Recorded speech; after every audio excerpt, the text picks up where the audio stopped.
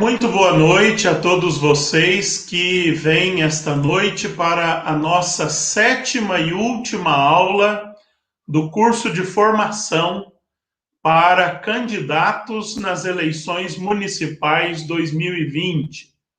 Bem-vindo a todos que já estão aí na nossa sala para esta nossa noite de reflexão, encerrando com um tema muito instigante este nosso curso, com um tema que pretende ser mesmo ele a síntese de tudo aquilo que nós estudamos ao longo deste nosso curso. Vamos então dar início à nossa aula de hoje, acolhendo o nosso assessor.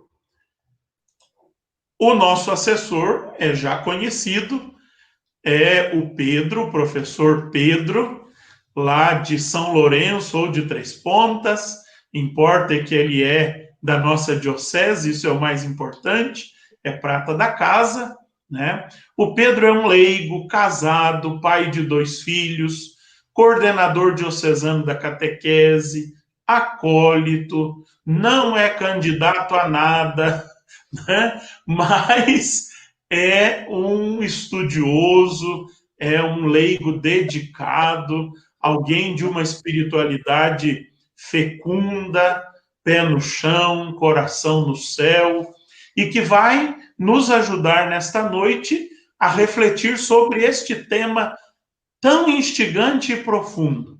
Não é à toa que ele ficou por último. É para dar um fechamento, uma síntese espiritual de tudo aquilo que nós já estudamos. Então, Pedro, bem-vindo e vamos hoje à nossa aula sobre a espiritualidade do político cristão católico. Padre Jean, muito obrigado pela acolhida, muito obrigado a todos os que estão participando, que abraçaram a proposta deste curso, uma proposta que foi construída com muito carinho e com muita preocupação com a realidade do nosso povo, com a realidade política que vivemos, com a realidade religiosa que vivemos. Hoje, então, nós vamos tratar sobre a espiritualidade do político cristão católico.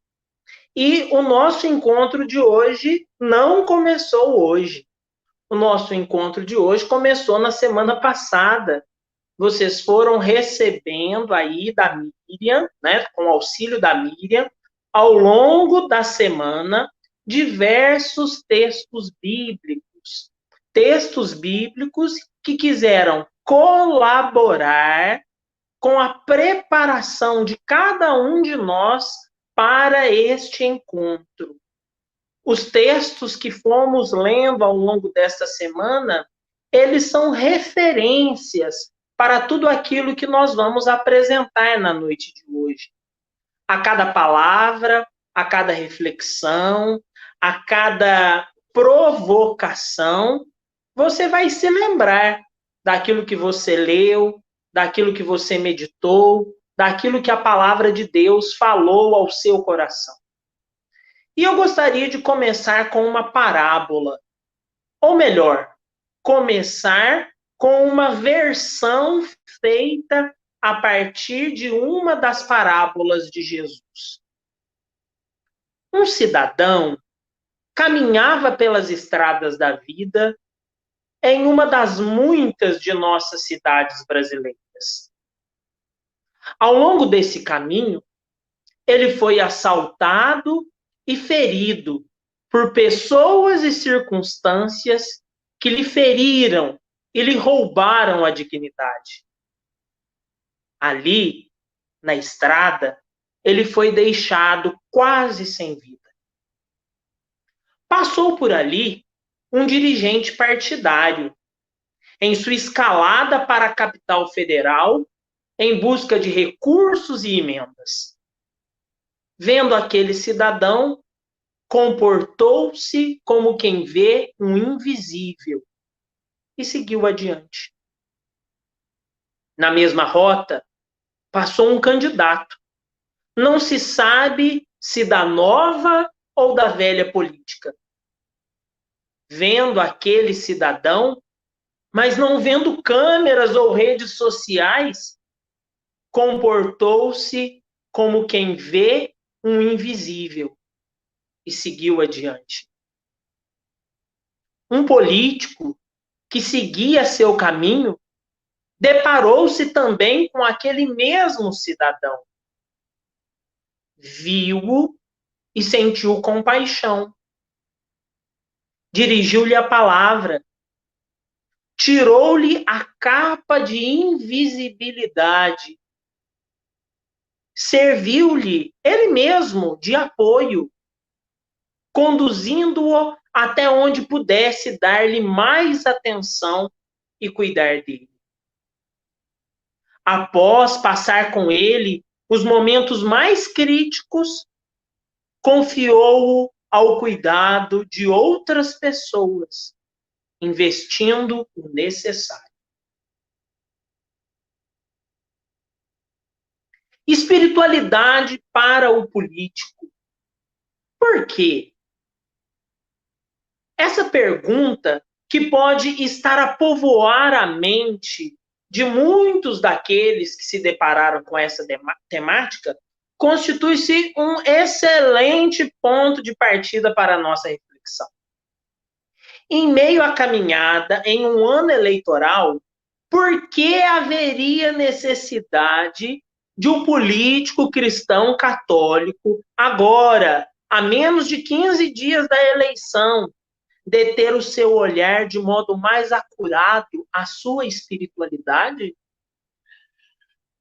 Há uma espiritualidade própria daqueles cristãos católicos que se dispõem a participar com maior intensidade e comprometimento da vida política?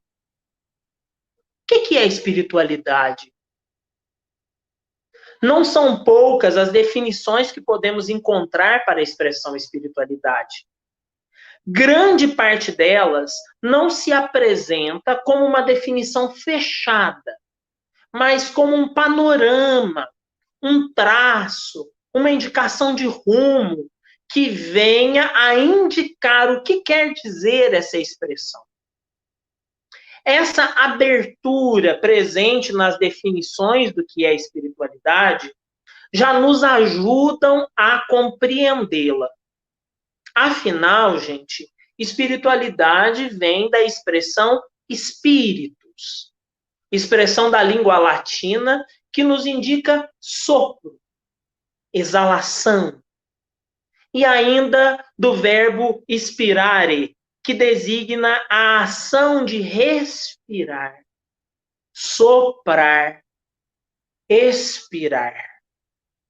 Espírito é sopro, é vento, é ar em movimento, que não se detém, que não se prende.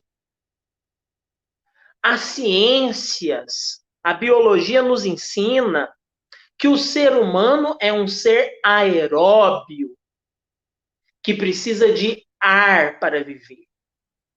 Estamos, infelizmente, enfrentando esta pandemia do coronavírus, um vírus em forma de coroa que invade o nosso sistema respiratório, impedindo o respirar e o expirar. Assim, nós podemos dizer que espírito é vida, que espiritualidade é uma forma, é um estilo de vida. Sendo assim, é importante considerarmos aqui que todos nós, seres humanos, somos dotados de dimensão espiritual. Dimensão essa que dá a nós a possibilidade de vida. Como vai nos recordar o livro do Gênesis. Então o Senhor Deus modelou o homem com a argila do solo e insuflou em suas narinas um hálito de vida. e o homem se tornou um ser vivente. Esse hálito de vida é o fundamento, o impulso primeiro que nos move. Uma das experiências mais marcantes da minha vida, se não for a mais marcante, foi ver uma pessoa nascer. E não foi uma pessoa qualquer, não foram pessoas quaisquer. Foram os meus filhos. E muito me marcou o nascimento da minha primeira filha. Não porque eu tenha predileção por ela, mas foi porque foi a primeira experiência de ver alguém nascer.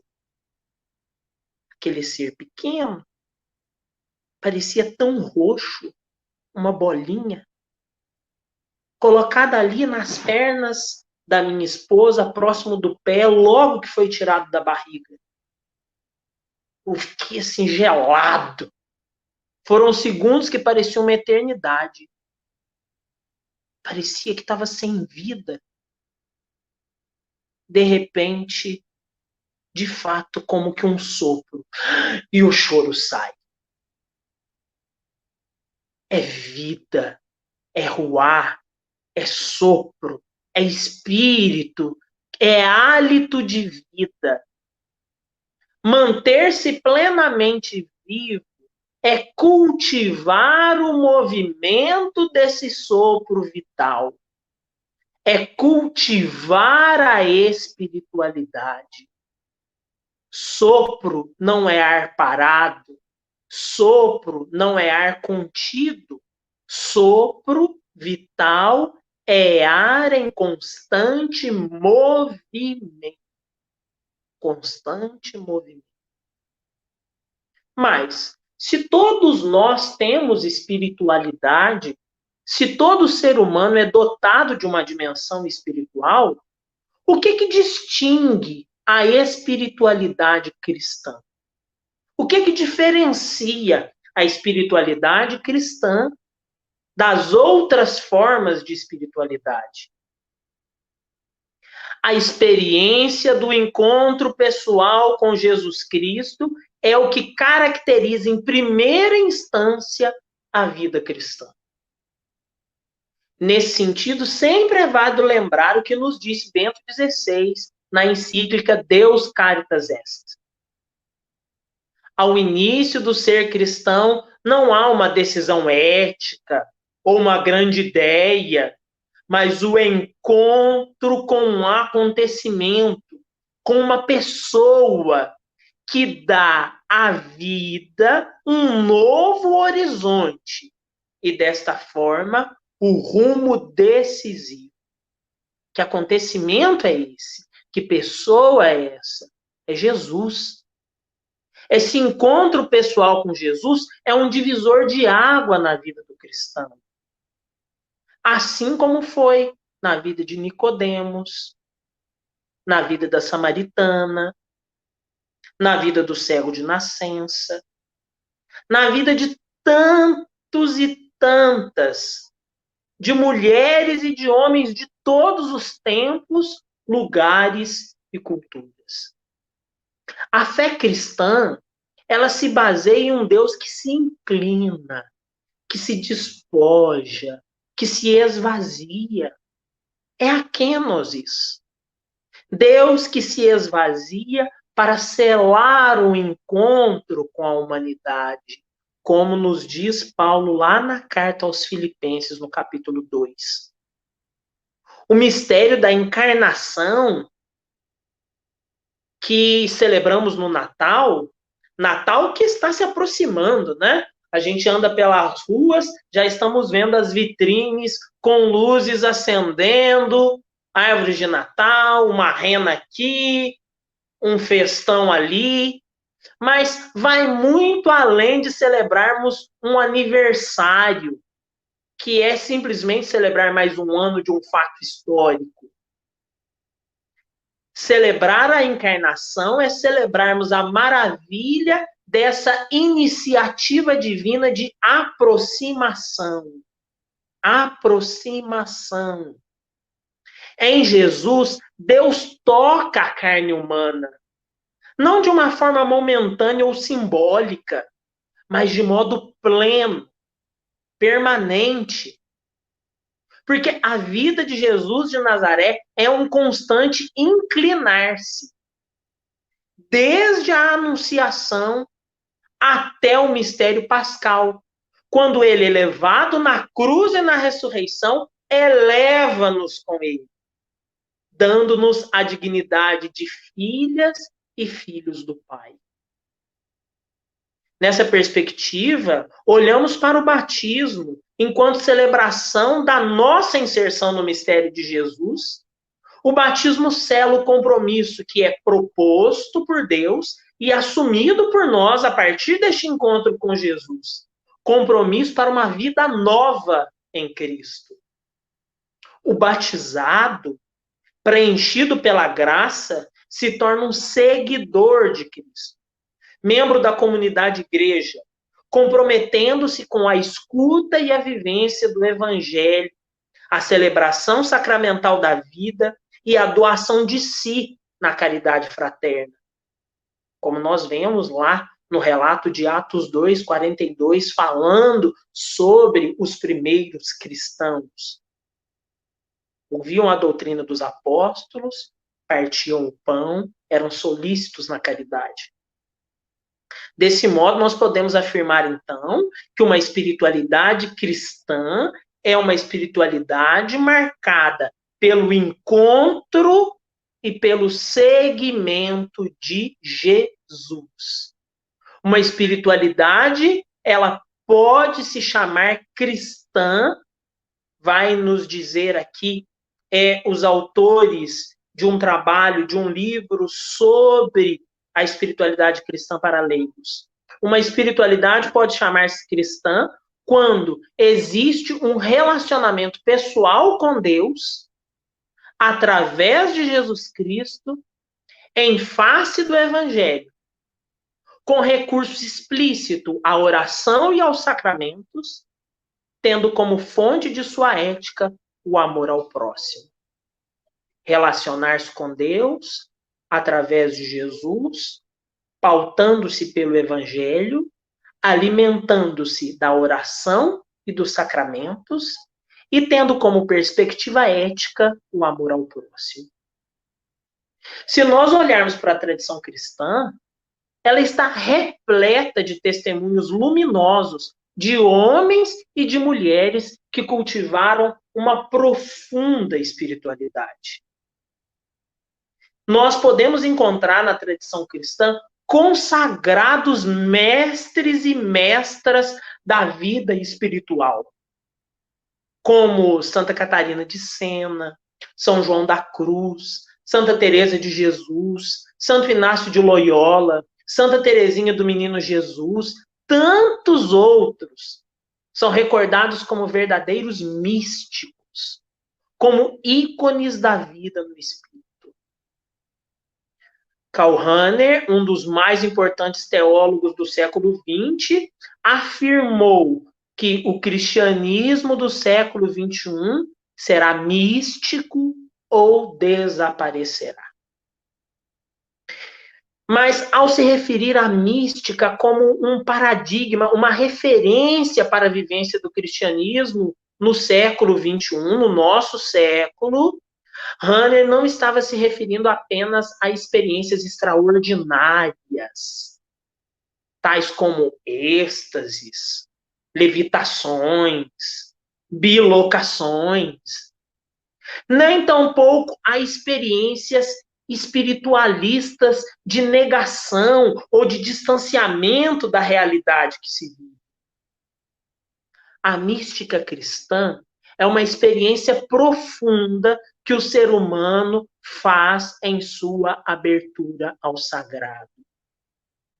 É uma maneira de saborearmos o mistério, saborearmos o próprio Deus em nossa realidade humana. O que confere à experiência o caráter de mística não é tanto o fato de ser extraordinária, mas a sensibilidade de perceber no ordinário, no cotidiano, no humano, aquele hálito, aquele aroma, aquela marca distintiva do sagrado. A mística é perceber no cotidiano, no ordinário, no humano, a marca distintiva do sagrado. Agora, já falamos sobre o porquê de uma espiritualidade para o político, já falamos de uma espiritualidade cristã, mas quando que política e vivência cristã se encontram? Precisamos ir às raízes políticas e às raízes cristãs.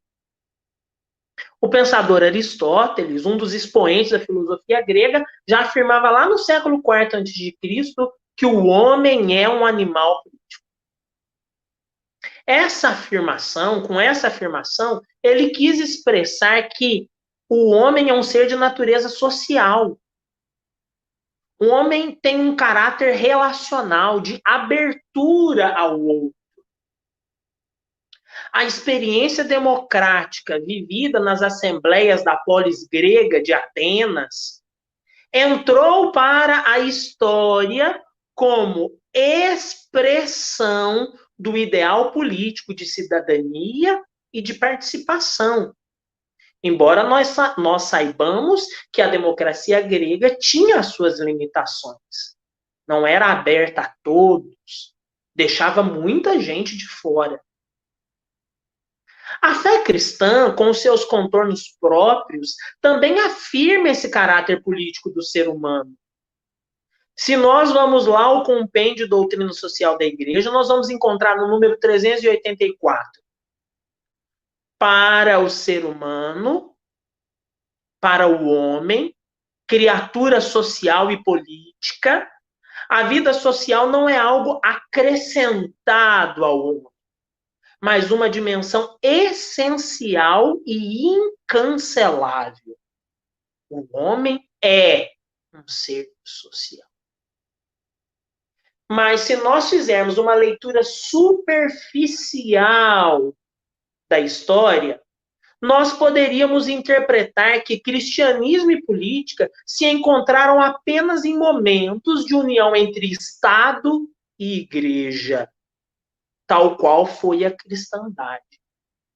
Olha o risco que nós corremos de reduzir política a Estado e de reduzirmos cristianismo à Igreja. Porém, é válido recordar, à luz das ideias que nós estamos aqui trazendo, que a Igreja nasce como comunidade. Uma comunidade humana. E se é comunidade humana, é comunidade política. É um povo que partilha a vida e os valores, que é fonte de comunhão no âmbito espiritual e moral. Como nos recorda o compêndio de doutrina social da Igreja, quando caracteriza o que é um povo. Um povo é caracterizado não só por um aglomerado de pessoas, mas por pessoas que partilham a vida e os valores. Que um povo é fonte de comunhão no âmbito espiritual e moral. A comunidade cristã é uma comunidade humana, é uma comunidade política, é um povo. A comunidade cristã é denominada por Paulo de assembleia, eclésia, que depois deu origem à palavra igreja. E eclésia, assembleia, é a mesma expressão usada pelos gregos para se referir às suas reuniões na praça pública, para tratar dos assuntos da cidade-estado. Assim, nós podemos perceber que, nas raízes do cristianismo, Na vivência das primeiras comunidades, encontramos também um ideal político de bem comum e de justiça, que não se sobrepõe ao grande ideal que é a vivência da fé em Jesus, mas que se apresenta como tecido real para a vivência da fé. A fé em Jesus Cristo é vivida em uma comunidade humana, que busca o bem comum, que busca a justiça. Vamos visitar o livro dos Atos dos Apóstolos, onde nós vamos encontrar no capítulo 4, nos versículos 32 a 35, o seguinte trecho: a multidão dos fiéis era um só coração e uma só alma. Ninguém considerava suas as coisas que possuíam, mas tudo entre eles era posto em comum.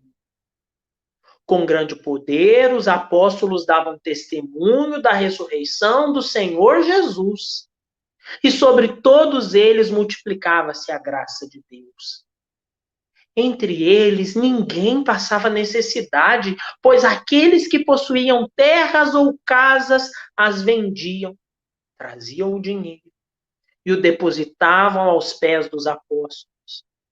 Depois, era distribuído conforme a necessidade de cada. Uma comunidade que partilha a vida, que partilha os valores, que tem comunhão espiritual e moral, que busca o bem comum e a prática da justiça. É assim que nasce a igreja.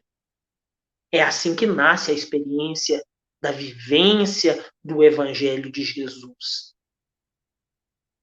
São comunidades como esta, narrada pelos Atos dos Apóstolos, que vão ser posteriormente chamadas de cristãs, apelidadas de cristãs, como retrato visível daquilo que Jesus o Cristo anunciou e viveu.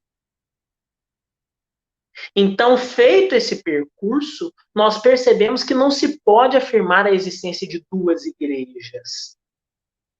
Uma comunidade mística e outra comunidade política. Uma que vive para as coisas do alto e outra que vive para as coisas deste mundo. Uma que vive para a santidade e outra que vive para a justiça. Não faz sentido essa oposição. É uma igreja, comunidade mística e política, que vive para as coisas do alto, caminhando neste mundo, que vive para a santidade e para a justiça. Então, passemos agora a olhar a política como experiência mística e a mística como experiência política. O Primeiro Testamento nos narra que Deus escolheu para si um povo. Se escolheu para si um povo, escolheu este povo com sua história, com sua cultura, com suas limitações e potencialidades, com suas fraquezas e com suas aptidões. Nós sabemos que a experiência que mais marcou a caminhada deste povo foi o Êxodo, a primeira experiência pascal.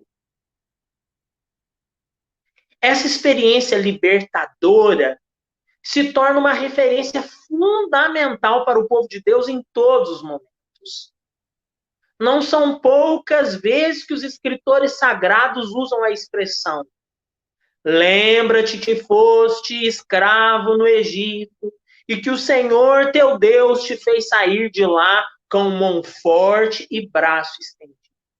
Só no livro do Deuteronômio nós vamos encontrar essa expressão 4, 5, 6 vezes. Empobrece a experiência exodal quem enxerga apenas essa experiência numa perspectiva política.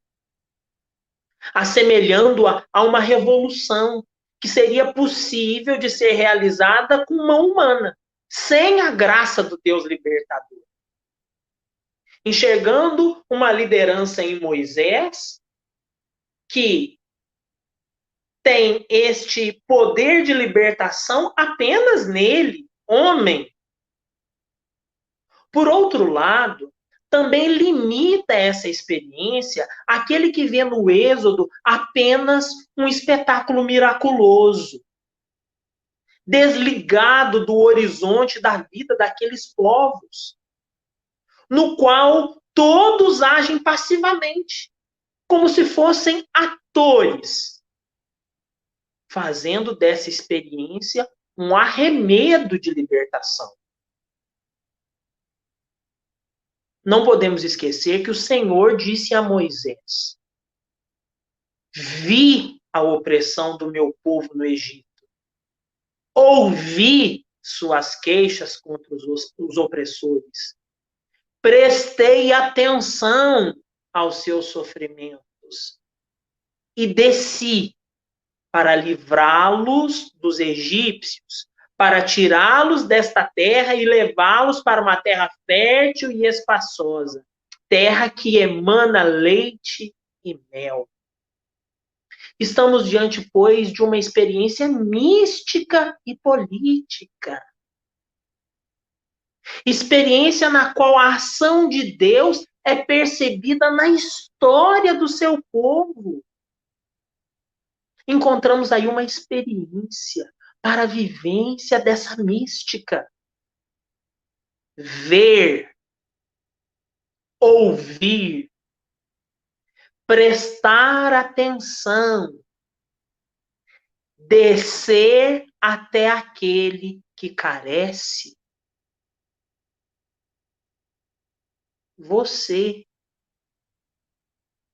que ouvindo o apelo do Senhor, se sentiu vocacionado a viver a sua fé no meio político.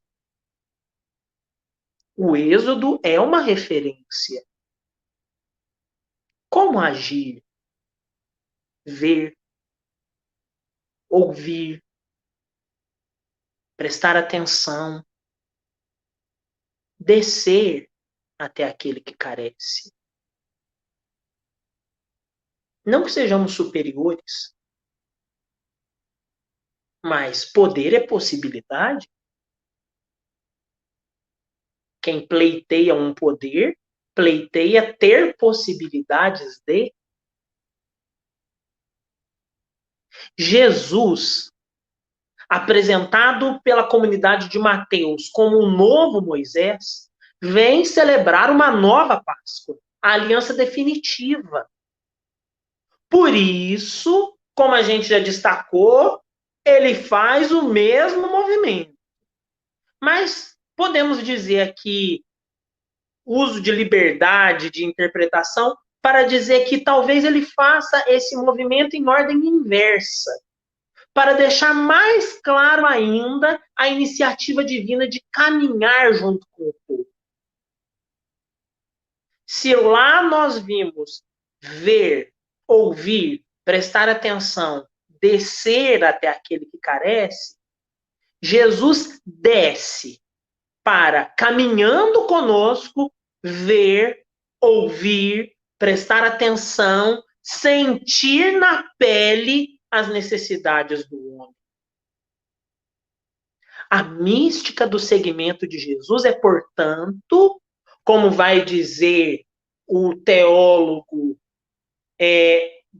Metz, um teólogo alemão, Metz, vai dizer que é uma mística de olhos abertos. Esta mística de olhos abertos é uma mística política, uma vez que lança seus olhos para a sociedade, para as relações estabelecidas entre as pessoas, para a vida cotidiana das mulheres e dos homens, com as suas alegrias e esperanças, como anunciava o Vaticano II. Podemos chamá-la de mística política, Se entendemos política não mais como algo que tem foco na estrutura estatal, mas sim em algo que parte da sociedade e tem a sociedade como fim. Isso é muito importante. A política não se limita a uma estrutura estatal. Política é dinâmica social. Dessa maneira, há um rompimento com uma antiga teologia política que se preocupava com a construção de um Estado católico. E passa-se a uma nova teologia política que se preocupa com o quê? Com a construção de uma sociedade justa, solidária e fraterna à luz do Evangelho de Jesus Cristo. Essa mística do olhar exige tempo. Por isso, ela rompe com o ritmo frenético dos nossos dias, em que tudo é precipitado. Não se trata de criar imagens sobre o que pensamos ser o outro, seja ele Deus ou o irmão. Vamos recordar aqui o mandamento mosaico, lá do livro do Êxodo. Não farás para ti uma imagem. É preciso tempo para um olhar honesto, olhar na face, se abrir à consciência que abre desse olhar. E aí, essa mística do olhar, essa mística de olhos abertos, ela se torna mística da saída, do êxodo, saindo do centrar-se em si para ir ao encontro do outro, mas de um outro real, de um outro tal qual ele é, e não de uma imagem de quem seja o outro. É aproximar-se dos pobres, porque este outro é preferencialmente o pobre, reconhecendo-o não como apenas objeto da nossa ação, mas, como diz a teóloga Maria Clara Bingemer, reconhecendo o pobre como artesão da sua libertação. Essa mística nos convida a participar desse processo libertador. E se é processo libertador, é processo pascal, de cruz e de ressurreição. Mas como viver uma mística política? A mística política se concretiza na vivência de uma forma de amor, um amor político. Então passamos agora a um amor político. Esse amor político supõe uma conversão autêntica. Como nos tem exortado o Papa Francisco, uma conversão ecológica, ou seja, uma conversão em nosso modo de nos relacionarmos com as diferentes formas de vida. Uma conversão pastoral, ou seja, uma conversão em nosso modo de agir como comunidade cristã. Uma conversão cultural, ou seja, uma conversão em nosso modo de ser e de construir comunidade, de ser e de construir sociedade num horizonte fraterno. Uma conversão sinodal, ou seja, uma conversão em nosso modo de gerir, de decidir, para um modo de gestão que é a gestão do caminhar juntos. Essa mudança deve nos levar a ver o mundo de uma maneira diferente, deixando de lado as ideologias que São ideias e imagens que falseiam a realidade. Hoje se fala tanto de ideologia, né? O que é ideologia? Ideologias são ideias e imagens que falseiam a realidade. Mas por que falseiam a realidade? Porque elas tentam dar a esta realidade criada pelo ser humano uma aparência de realidade natural, imutável, diante da qual nada se pode fazer. Então, essa conversão precisa nos livrar disso. O amor político nos motiva a sermos participantes da vida do outro, tal qual foi o bom samaritano, que se envolveu, diz o relato do evangelho, ele passa a noite com o ferido.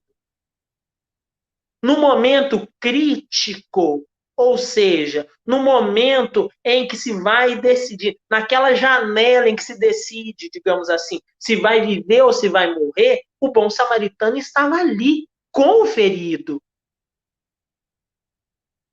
É um amor que cria ou recria uma cultura da sensibilidade,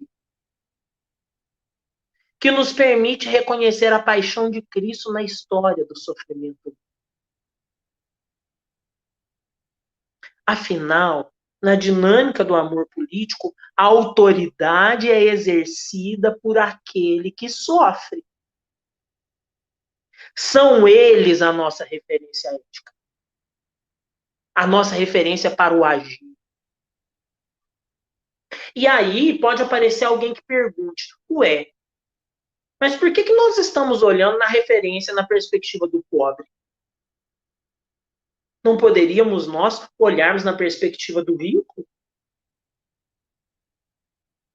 Essa não é uma escolha arbitrária? Você acabou de falar de fugir de ideologias, mas essa também não é uma ideologia? Olhar a partir do pobre? Não.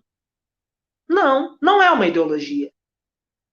É o reconhecimento de que o nosso Deus é aquele que faz justiça aos que são oprimidos, como diz o Salmo 103. De que o nosso Deus é aquele que ampara a viúva e o órfão e protege o estrangeiro, como diz o Salmo 146. É aquele que derruba do trono os poderosos e exalta os humildes, como diz Lucas 1,52. Não se trata, portanto, de uma escolha arbitrária deste ou daquele grupo cristão. Não se trata apenas de uma opção, como alguns insistem em dizer, de uma opção da Igreja da América Latina ou da Igreja no Brasil. Não. É o reconhecimento de Deus, de um Deus, o nosso Deus, que desde a experiência exodal caminhou ao lado dos oprimidos, da viúva, do órfão, do estrangeiro, do humilde. Ou, se quisermos pegar a perspectiva de Mateus, que não andou do lado, mas assumiu a carne do faminto, do sedento, do nu, do preso. Foi isso que Jesus disse. Eu estive nu e me deste de vestir. Estive com fome e me deste de comer. Porém, especialmente nesse contexto que estamos vivendo de ano eleitoral, de política partidária, é preciso ressaltar que esse amor não é revanchismo. Não é nós e eles. Não é uma lógica de dominação que se quer perpetuar. Tiramos estes no poder para entrarmos nós no poder e reproduzir aquilo que eles faziam às avessas. Não. Metz ressalta. O cristianismo precisa trazer à vida política não apenas o princípio do amor ao próximo, mas também o escândalo do amor ao inimigo.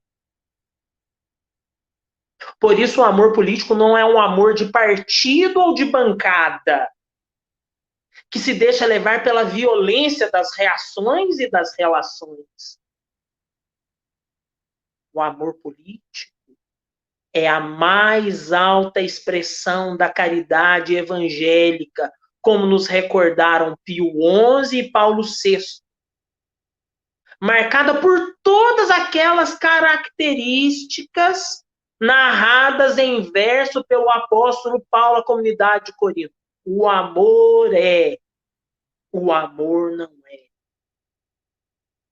É compassivo, é paciente, tudo suporta, não se alegra com a injustiça, não se alegra com o mal. E aí nós caminhamos para o último ponto. A vivência do amor, ela tem um objetivo. Ela quer conduzir o homem à santidade. Esse é o sonho de Deus.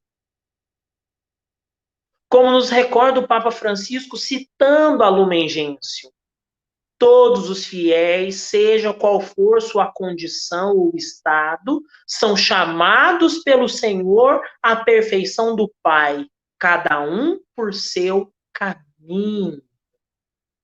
Está lá na Gaudete et Exsultate, está lá na Lumen Gentium.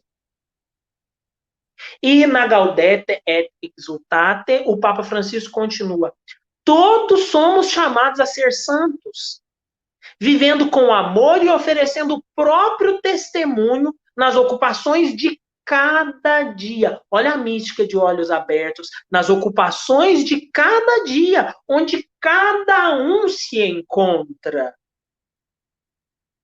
E ele dirige uma palavra especial a quem exerce o poder político. Você está investido de autoridade? Diz no número 14, seja santo, lutando pelo bem comum e renunciando a seus interesses pessoais. É possível, então, falarmos de uma santidade política. Ou, conforme disse John Sobrino, é possível e necessário falarmos de uma santidade política, uma vez que a relação entre fé e política, ela não pode ser puramente teórica, mas precisa ser uma vida cristã política, que realiza de maneira notável os valores cristãos na dinâmica social. No processo de beatificação, de canonização, há o reconhecimento de que aquele servo de Deus viveu as virtudes em um grau heróico. Então, é preciso uma vida cristã política que realiza de maneira notável os valores cristãos na dinâmica social. Isso é santidade. Como nós celebramos anteontem e ontem também. Celebrando todos os santos, não estávamos simplesmente reunindo os santos do calendário romano em uma única festa, pois cada um já tem o seu dia, mas reconhecendo tantos homens e mulheres que, numa vida cristã política, realizaram de maneira notável os valores cristãos. Mas também precisa ser uma ação política santa. Uma ação política santa, que evita os resultados negativos da política e que potencializa a sua eficácia. Eficácia essa que é potencializada pela graça e não por nós. Por isso que é necessária uma santidade política, Porque uma ação política santa eleva a ação política ou recorda-nos que toda e qualquer ação humana precisa ser visitada pela graça de Deus, para então ser levada à plenitude. A política é terreno para a santidade. E a santidade abre caminhos para uma política que enxerga o homem de maneira integral. Sabemos que a política é um âmbito limitado. Eu já vou encerrando. Como são todos os âmbitos humanos. E o poder faz com que a política seja um espaço de tentação. Por isso, podemos ir além e dizer que a política exige santidade para que se defenda a libertação dos pobres e não um triunfo em causa própria, pessoal ou grupal. Para que a política se preocupe, sinta, se deixe levar pela dor dos pobres e não pela paixão que a política gera, que o poder gera. Para que a política viva a lógica do serviço e não da hegemonia daqueles que querem se perpetuar no poder. Uma política da verdade e não da propaganda, que muitas vezes faz dos mandatos uma constante propaganda eleitoral. Uma política que se pauta pela humildade e não pela prepotência das nossas soluções brilhantes e dos nossos planos geniais, que reconhece a gravidade da situação. É preciso, pois, viver a política com espírito, para que o amor político se mantenha como amor e os projetos políticos se mantenham abertos à perspectiva do reino. E para isso, diz João Sobrino, são necessárias entranhas de misericórdia, para não relativizar a dor do povo, reduzindo a dor do povo a um simples custo social. Ah, tem gente que vai sofrer mesmo. Tem gente que vai morrer mesmo. Ou banalizando a expressão bíblica, pobres sempre terá, Jesus mesmo disse. Não. A dor do povo não é um simples custo social. Mas também é necessário entranhas de misericórdia para a nação política não nos fecharmos em inimizades, sem perdão, sem reconciliação. A campanha se encerra na próxima semana.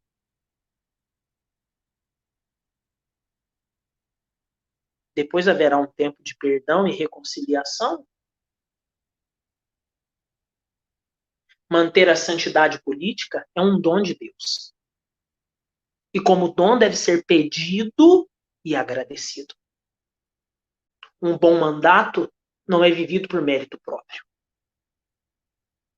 Um bom mandato é uma graça. A vivência da boa política não é um mérito, é uma graça.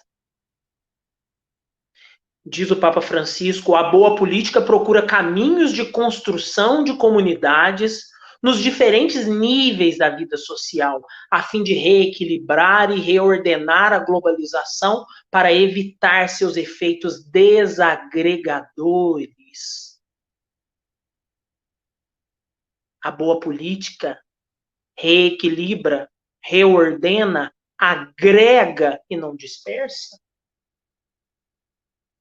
E eu termino com mais uma citação deste livro Mística de Olhos Abertos.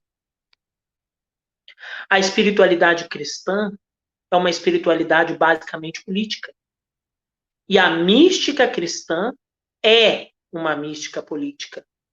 Não uma mística de poder político e dominação política. Mas, antes de tudo, simples e basicamente uma mística de olhos abertos.